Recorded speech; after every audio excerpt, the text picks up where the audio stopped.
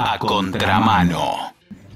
Hoy nos vamos a dar un gran gusto, habíamos hablado con él en marzo del 2021, nos llenó de cifras, nos enseñó sobre la mortalidad en la ciudad y en la nación de una manera muy marcada. Nosotros no sabíamos nada y nos sirvió de guía realmente.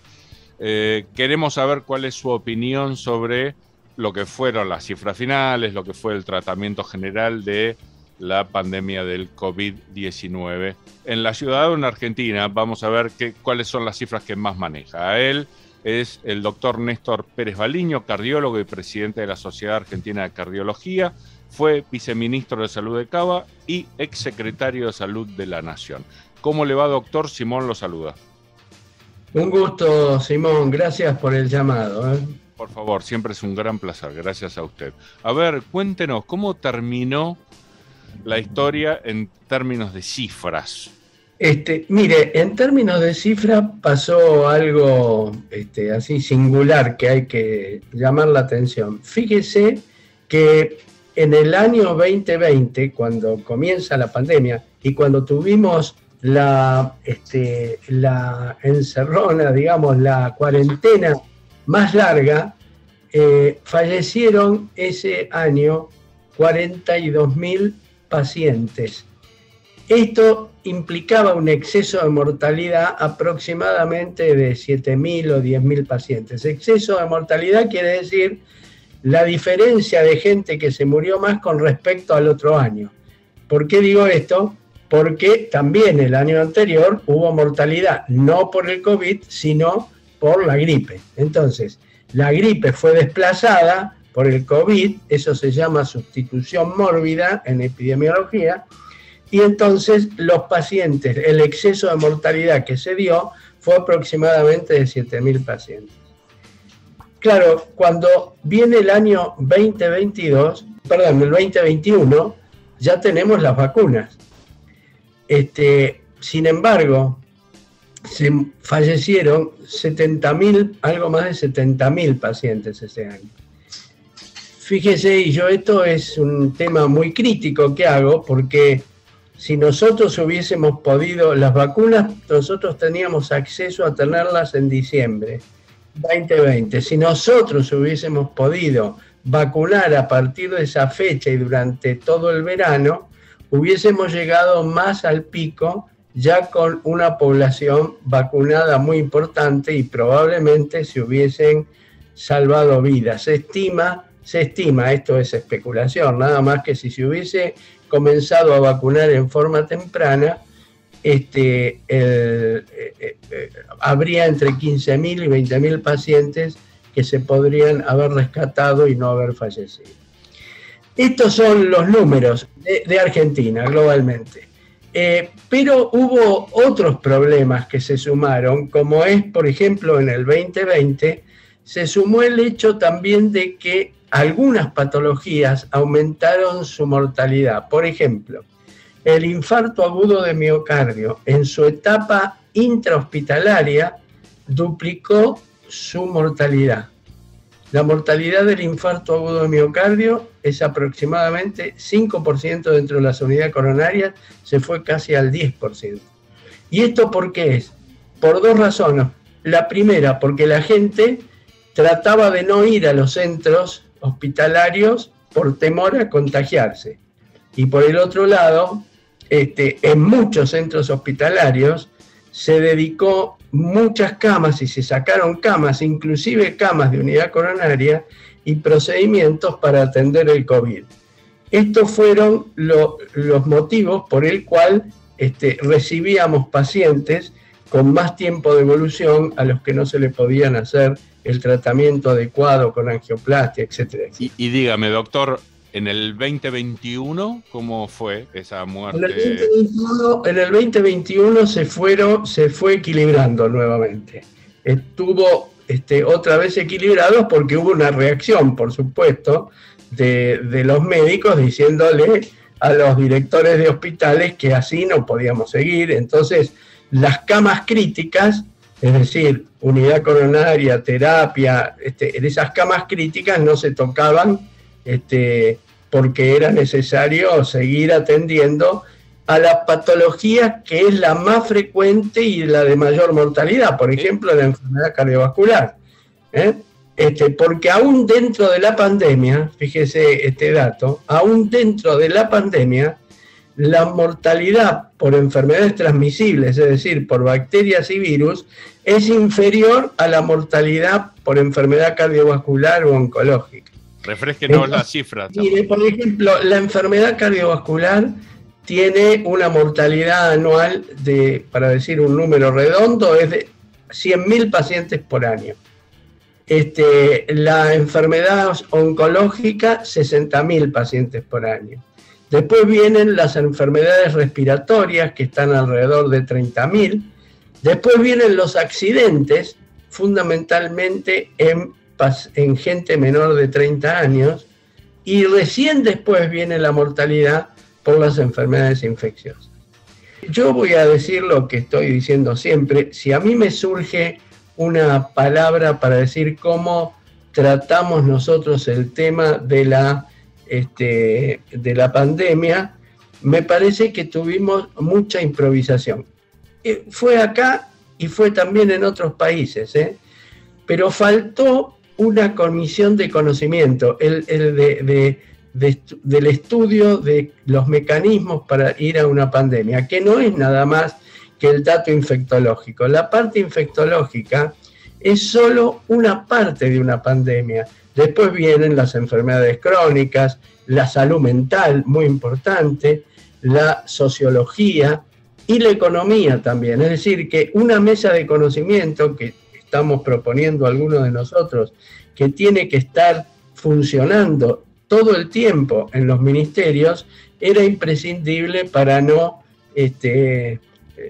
para no tener este problema de improvisación que tuvimos. Y digo que no fue en el único país, hubo improvisación en otros países también, porque lo primero que se perdió en esta pandemia fue la rectoría que siempre tiene la Organización Mundial de la Salud, la rectoría mundial, y se perdió porque la realidad es que las indicaciones que daban o las informaciones que venían de la OMS iban una vez para un lado, otra vez para el otro, después se retraían, después volvían a estar. Es decir que no fue una rectoría que se necesitaba en una pandemia. Entonces, cada país con sus recursos y con su gente armó lo que le pareció que tenía que armar, ¿no es cierto? Y dígame, doctor, muertos totales del 2020 versus el 2021 en Argentina. ¿Cómo fue esa relación?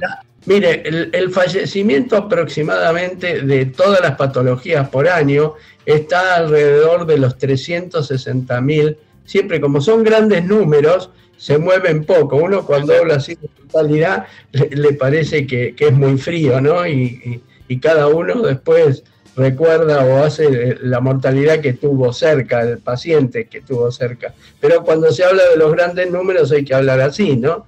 Entonces, aproximadamente el número global aproximado son 360.000 pacientes por año de todas las patologías. ¿Y en el 2020 fue así también? Porque hubo ciertos problemas para conseguir cifras. Usted obviamente tiene un manejo que nosotros no, pero ¿usted consiguió las cifras totales de muertos todo concepto del 2020? Al final se publicaron desde el Ministerio, desde la Dirección de Estadística, como se hace siempre, vino más tarde, pero al final los números del 2020 están.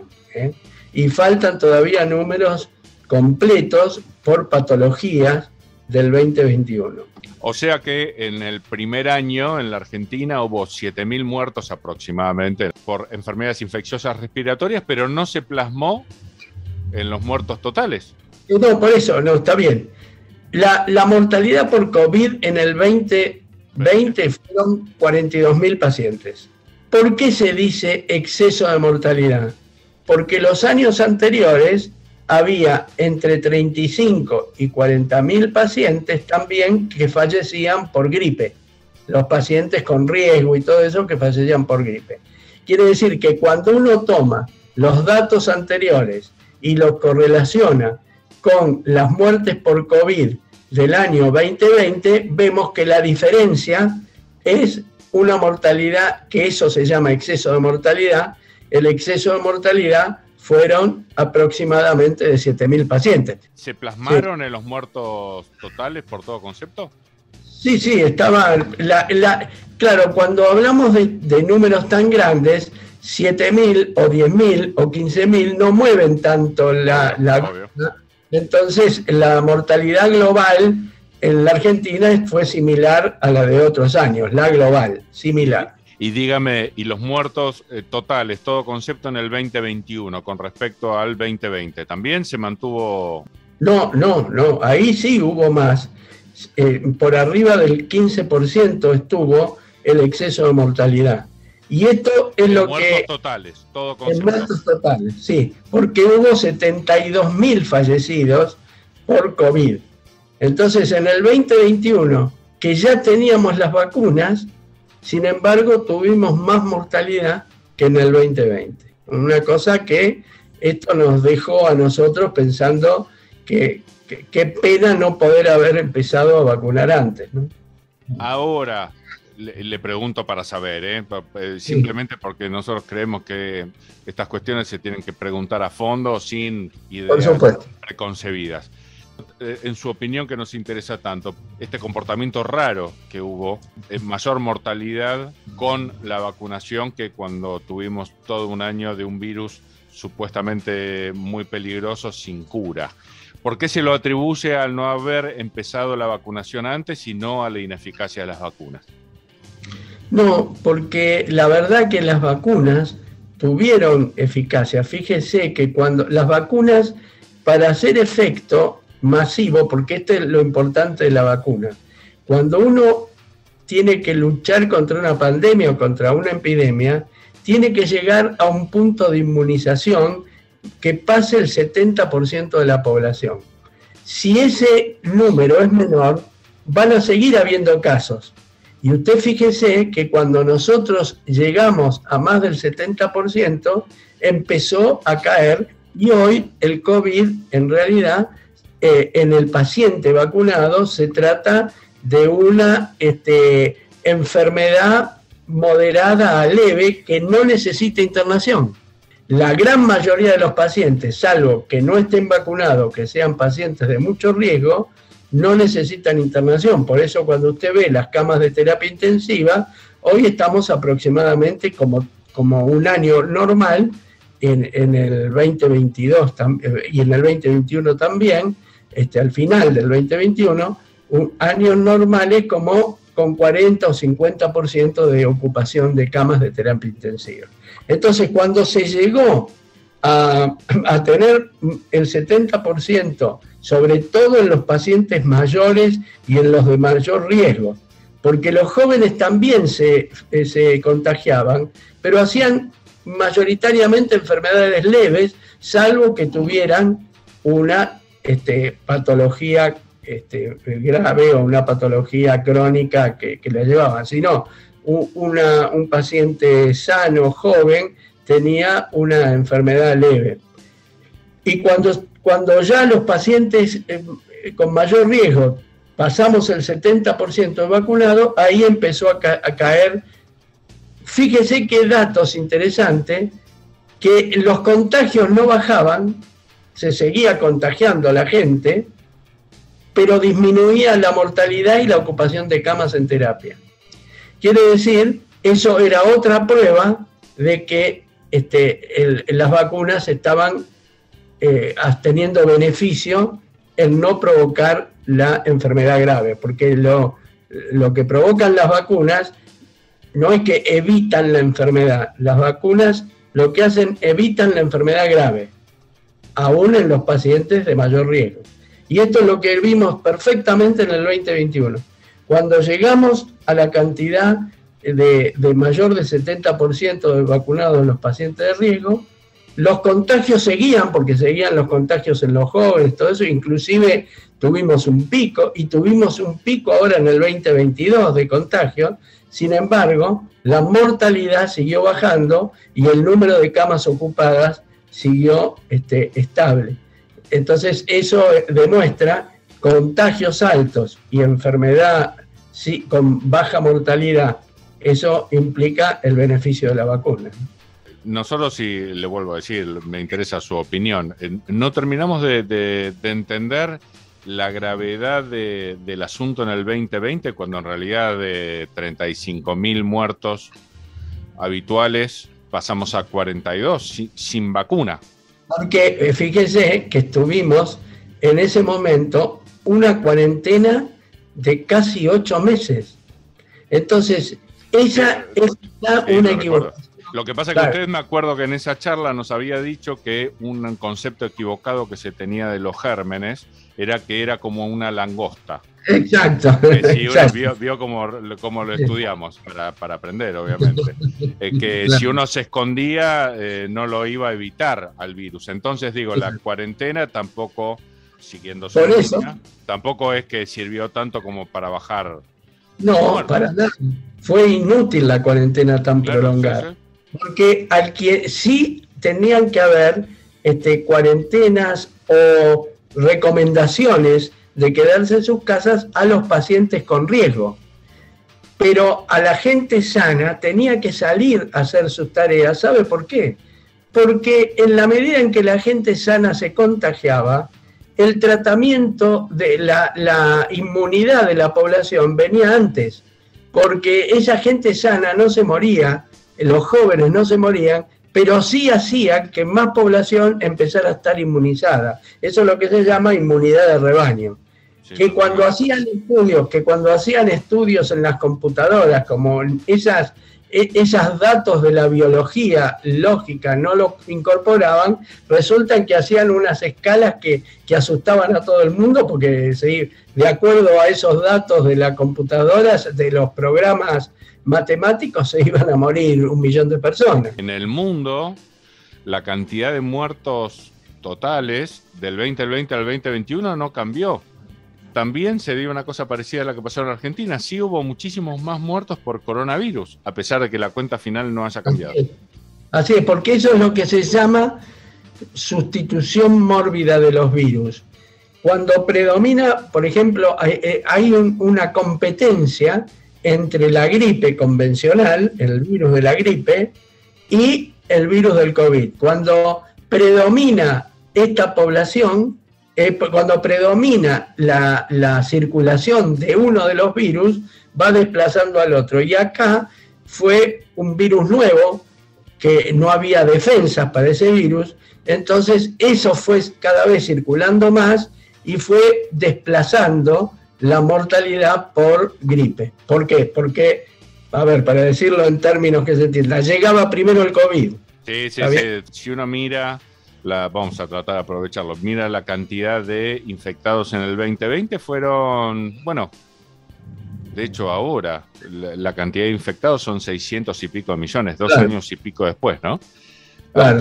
¿A usted le resulta lógico que se haya vacunado a más de 4.000 millones de personas para evitar un virus que tomó solamente a 600, que es el equivalente de la población de Brasil y de Estados Unidos juntas, más o menos? El tema es que era, desde el punto de vista médico, uno trata de que enseguida la población tenga inmunidad, porque el hecho de no tener inmunidad es lo que permite ir cambiando las variantes y que empiecen a aparecer variantes más agresivas, y que entonces cuanto antes se tiene mecanismos de inmunización está bien.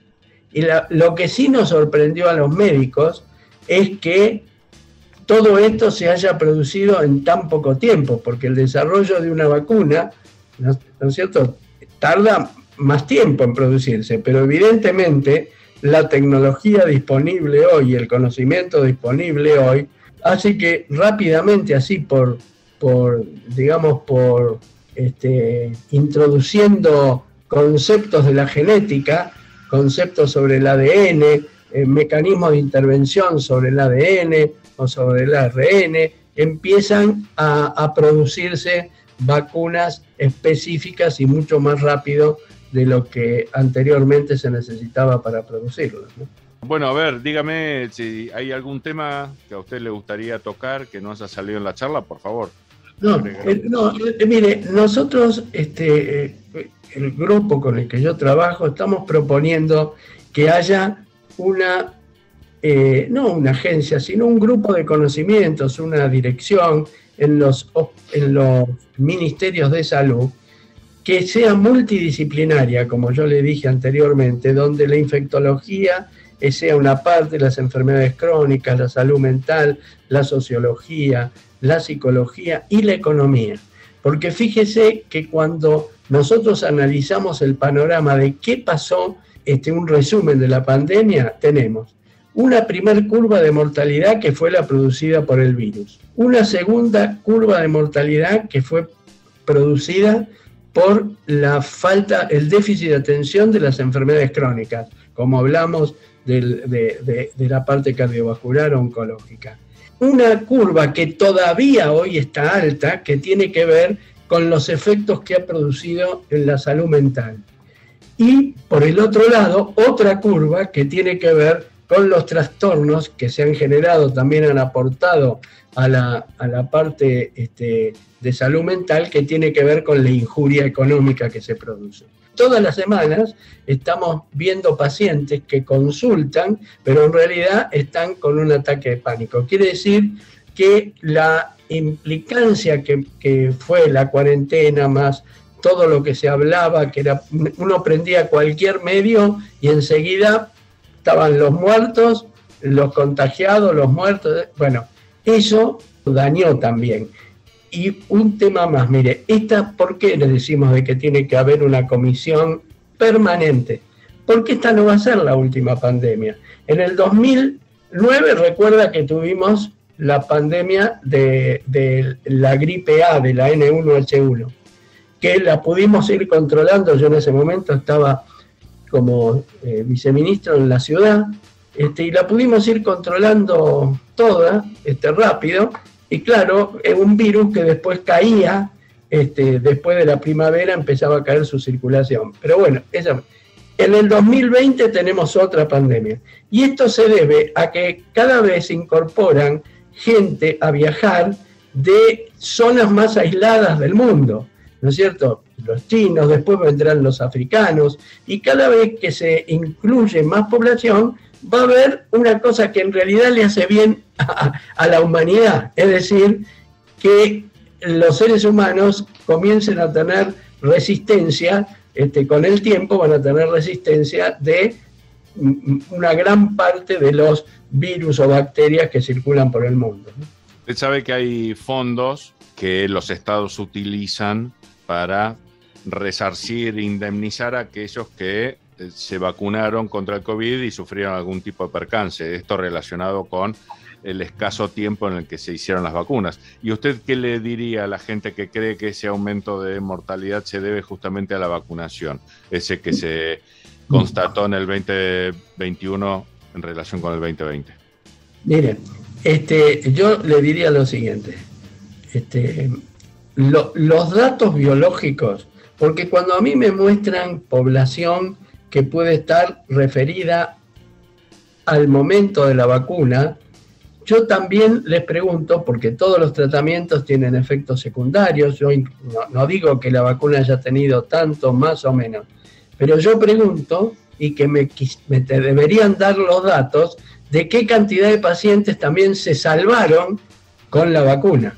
Cualquier patología, digo, una operación sencilla de apéndice puede tener, aún sin mala praxis ni nada, un riesgo levísimo, menos del 1%, 0 y pico, de mortalidad por cualquier causa.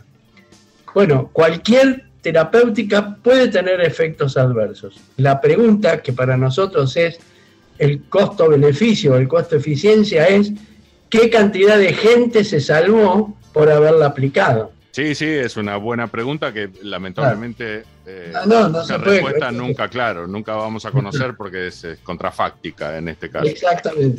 Exactamente, porque ¿sabe qué pasa? En el año 2015 creo que fue, o en el 2019, antes de la pandemia, empezó a predominar en Europa toda una ola antivacuna, sobre todo de los chicos. Ese año que no fueron los padres, muchos padres no llevaron a vacunar a los chicos, hubo 45.000 casos de sarampión, cuando el sarampión en Europa estaba totalmente controlado. Claro, dejaron de vacunar y otra vez apareció el sarampión. Y el sarampión no es nada más que el sarampión que estamos acostumbrados nosotros al chico con las manchitas en la casa. El sarampión es una enfermedad que cuando agarra fuerte y mal a un chiquito con déficit, lo mata. Bueno, entonces uno ve que esas oleadas antivacunas tienen sus repercusiones negativas. En este caso no estaba hablando de las vacunas en general, sino de las vacunas contra el COVID. Sí, entiendo. Sí, de las vacunas contra el COVID, que son un poquito más, han sido tan precipitadas en su producción que me da la sensación de que deberían ser revisadas más. Sí, pero mire, la industria está permanentemente, mire, ahora están tratando de probar una vacuna que no va a ser aplicada sino por inhalación. Después van a aparecer los remedios, así como en su momento para la gripe A apareció un remedio que cuando se lo daba en forma temprana cortaba la circulación del virus. Van a empezar a aparecer, que esos son los que tardan más, medicación que evite, dado en forma temprana, que aumente, que el virus no se replique dentro del organismo. Pero eso se tarda un poco más. Y nosotros tenemos que saber que el COVID-19 es una enfermedad que va a estar entre nosotros, como está la gripe, y que en la medida en que vacunemos va a haber menos. Y bueno, y es así, es una nueva enfermedad que está dentro de las virosis, de las enfermedades transmisibles que vamos a tener. Por eso, cuanto más población vacunada tengamos, la posibilidad de circulación del virus va a ser menor para todas las enfermedades transmisibles. Ojalá tuviéramos vacunas para todas las enfermedades transmisibles. Ha sido un gran placer, doctor, hablar con usted. Le agradecemos muchísimo esta charla. Simón, buenas noches y un gusto de que me haya llamado. Por favor, el gusto es nuestro. Un abrazo. Rápido. ¿Cuánto es 2 más 2? 5. ¡Ay, Dios! ¿Cómo 5? ¿Qué preferís? ¿Velocidad o precisión? A contramano.